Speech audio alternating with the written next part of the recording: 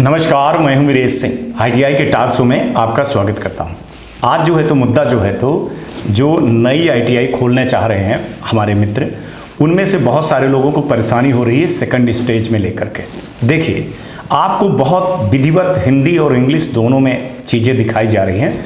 बहुत ध्यान से देखिएगा। यही एक ऐसा स्टेज है कि इसको अगर आप पार नहीं करते हो और इसमें अगर आप किसी भी प्रकार की दिक्कतें करते हो तो फिर आगे आपकी आईटीआई नहीं जाएगी। इसको समझना बहुत ज़रूरी है। इसलिए इंग्लिश में भी लिखा है, हिंदी में भी लिखा है। और मैं आपको बता दूं कि और अगर आपको जानकारी लेना है तो आप हमको व्हाट्सएप कर दीजिएगा।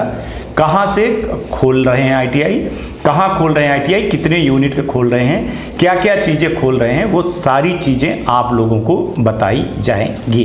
हम फ्री में बताते, कोई पैसा नहीं लेते। हमारा मकसद है अवेयरनेस का, अच्छी आईटीआई।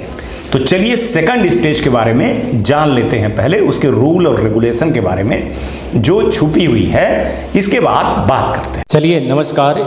सेकंड स्टेज के बारे में बता रहा हूँ। और जो ये सिविल का होता है, सिविल फेस होता है इसको कहते हैं, और सिविल इंफ्रास्ट्रक्चर, इसमें सारी चीज़ें आती हैं। तो बहुत ध्यान से सुनिएगा। यहाँ पर इंग्लिश में लिखा हुआ है, ये आप देख रहे होंगे कि सीरियल नंबर, प्रोसेस के बारे में लिखा हुआ है। यहाँ पर रिस्पॉन्सिबिलिटी किसकी होती है, टाइमलाइन क्या होता है, और इसके बाद जो है तो इससे संबंधित डॉक्यूमेंट क्या होता है। तो एक चीज़ याद रखिएगा कि ये जो 2.51 लिखा है, इसको मैंने क्यों लिखा है। ये क्या होता है एक्चुअली में, जैसे कानून का धारा होता है ना, तो ये डीजीटी का धारा है। ये रूल है उनका कि 2.51 के तहत ये वायलेंस हुआ है। अगर कोई चीज़ें नहीं हुई हैं आपको, तो वो लोग क्या कहेंगे कि 2.51, 2.2 या 2.3 जो भी होगा वो बताएंगे। तो ये धारा लिखना बहुत ज़रूरी है और सारी चीज़ें इसी के पकड़ में आती हैं कई बार। तो इसको हमको भी जानना बहुत ज़रूरी होता। अब देखिए, पहले नंबर में कह रहे हैं कि मान के चलिए फर्स्ट स्टेज आपका हो गया, तो फर्स्ट स्टेज के बाद आप एलओआई जारी हो गया तो वो अपलोड करेंगे। इसके बाद ये सारी चीज़ें आती हैं।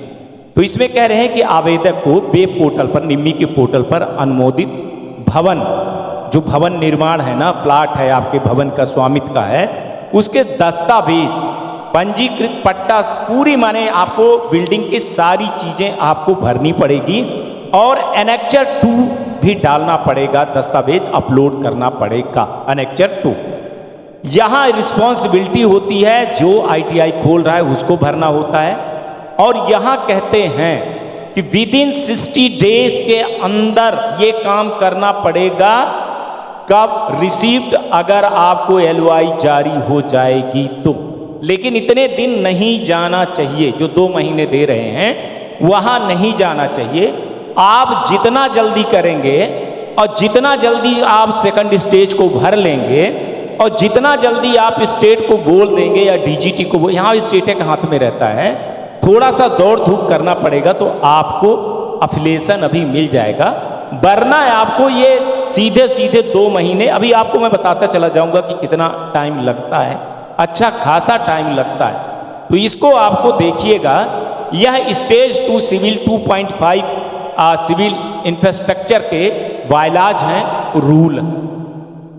अब ये 2.52 पे मैंने क्यों लगाया है ये समझिए। ये आपके लिए नहीं है, ये डीजीटी के लिए। डीजीटी स्टेट को यहाँ पर बोल रही है, ये स्टेट की रिस्पॉन्सिबिलिटी है कि अगर अपलोड किए गए दस्तावेज की एनसीवीटी मानदंडों के अनुसार जांच करना चाहिए।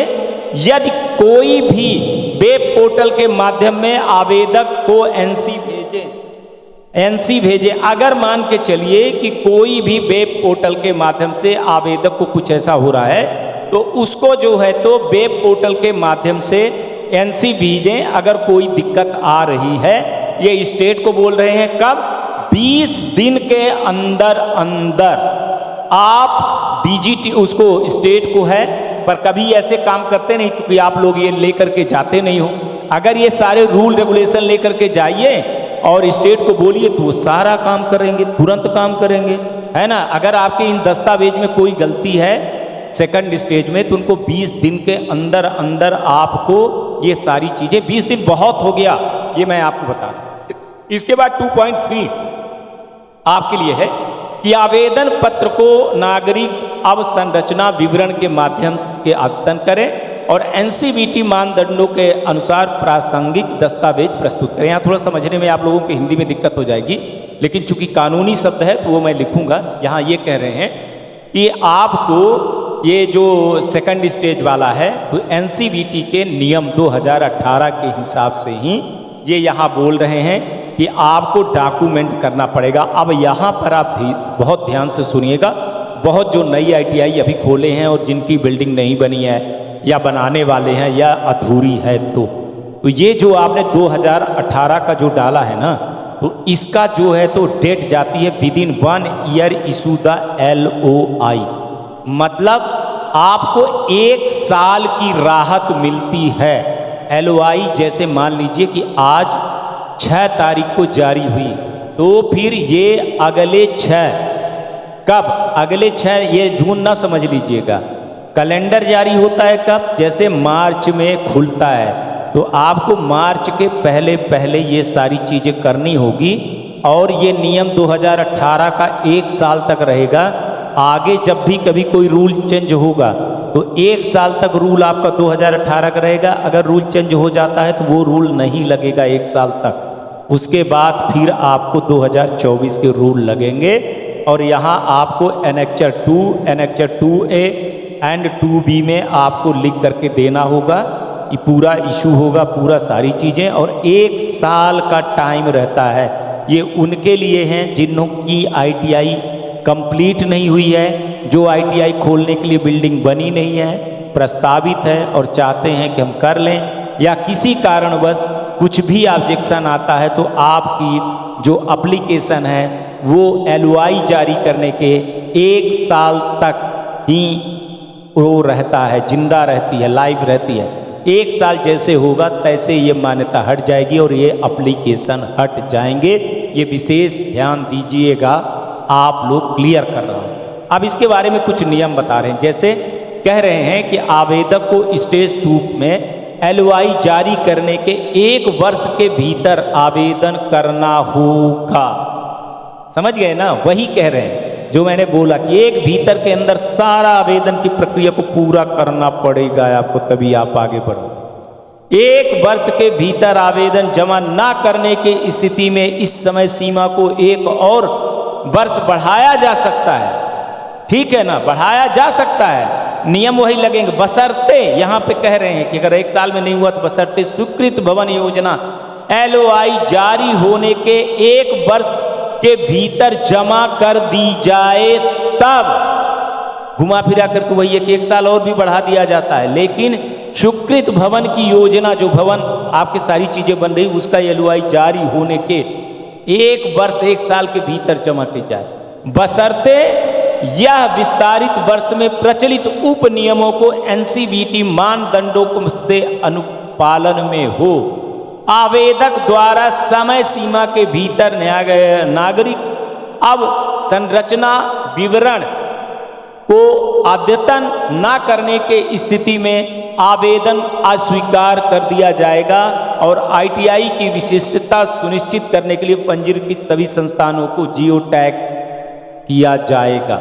यहाँ वो बोल रहे हैं कि अगर इस तरह की चीज़ें नहीं हुई, अगर ये सारी चीज़ें नहीं कर पाए आप सेकंड स्टेज में, तो फिर आपका जो है तो कैंसिल भी वो कर देंगे और ये सुनिश्चित करेंगे जो भी चीज़ें हैं कि सभी संस्थानों का जियो टैगिंग किया जाएगा सेकंड स्टेज में, वो बोल रहे हैं। ये आप ध्यान रखिएगा, क्योंकि सेकंड स्टेज में जो भी चीज़ भरेंगे आप, जो भी चीज़ करेंगे वो सर्वमान्य होगा। उसको फिर ना आप डिलीट कर सकते हो, ना एडिट कर सकते हो, ना शिफ्ट कर सकते हो, ना कुछ कर सकते हो।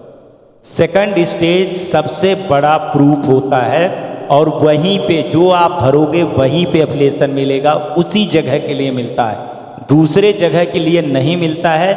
आप जिस बिल्डिंग में लोगे वहाँ का जियो टैगिंग रहेगा, उससे आपने मुश्किल से 1 मीटर आगे पीछे किया तो नहीं मिलेगा।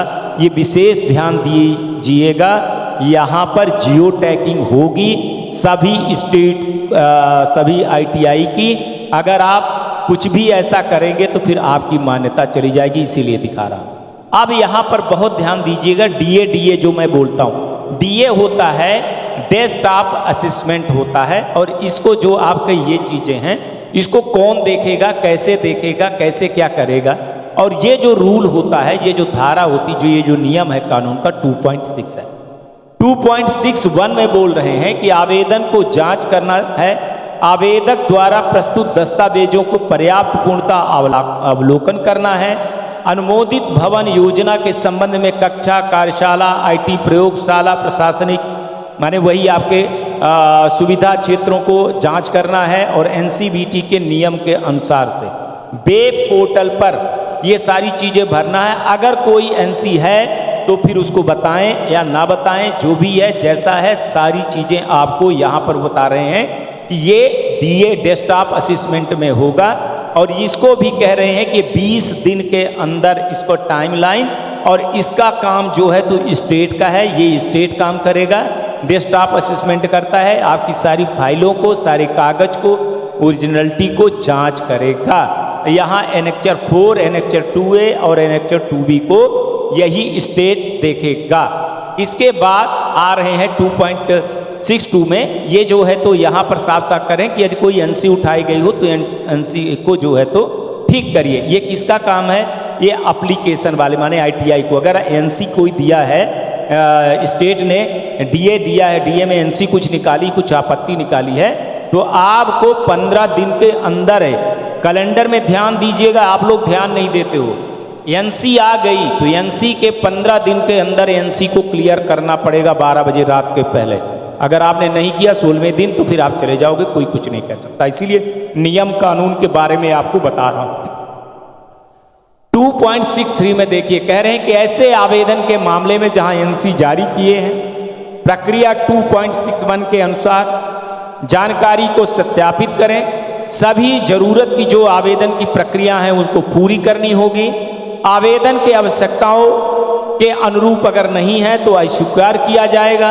अस्वीकृति के कारण जो है तो आवेदक को विधिवत रूप से सूचित किया जाएगा, लेटर और मेल के माध्यम से, और सभी अस्वीकृत आवेदनों की स्थिति पोर्टल में भी अपडेट किया जाएगा।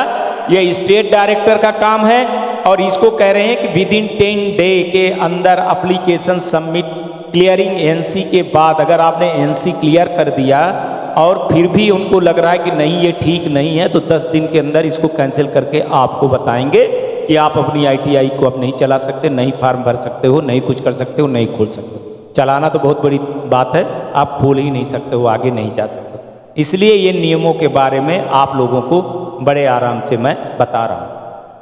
इसके नोटिस को समझ लीजिए कि समय सीमा के अधिकांश 45 दिन, आदर्श टाइम 20 दिन, ठीक है ना, माने और 45 दिन।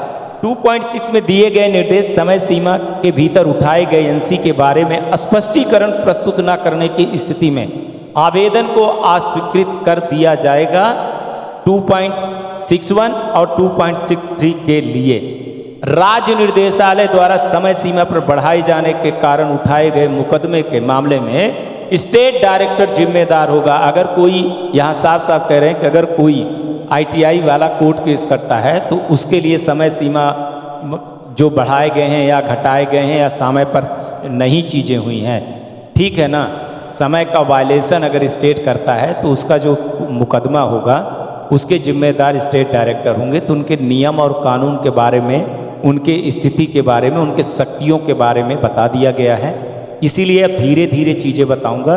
ये स्टेज 2 का है, बड़े आराम से, बड़े स्थिति में आपको मैंने समझाया है। फिर भी आपको समझ में नहीं आता है तो आप हमसे संपर्क कर सकते हैं। मैं आपको WhatsApp के द्वारा, आप लिखिएगा कि कहाँ ITI खोल रहे हैं, कितने टेट की खोल रहे हैं, क्या दिक्कत हो रही है, तो मैं आपको जवाब दूँ। Back to studio. चलिए, अब आपको समझ में आ गया होगा। एक बार फिर कह रहा हूँ कि जब भी कभी टूल्स खरीदे ना, जरूर एक बार बात कर लें। अगर आपको कचरा मिल गया ना तो आप कुछ नहीं कर पाओगे। और कंसल्टेंट से दूर रहिएगा जो ये कहे ना कि हम ये चीज़ें करवा दूंगा। 794 ITI 2020 से अभी भी लटक रही हैं, कहीं आपका भी नंबर ना आ जाए। और अगर आपको जल्दी एप्लीकेशन करवाना है ना तो आप हमारे संपर्क में रहिए। हम आपको हर चीज़ बताते चलेंगे, क्या करना है क्या नहीं करना है, क्योंकि समय नहीं है। अगर आपको इस साल ही आपको करवाना है तो आपके पास सिर्फ जून महीना ही बचता है, बाकी नहीं बचता है। चूँकि DGT कहती है कि अगर जुलाई तक सारी चीज़ें एनसी क्लियर होकर के हमारे पास आएंगी।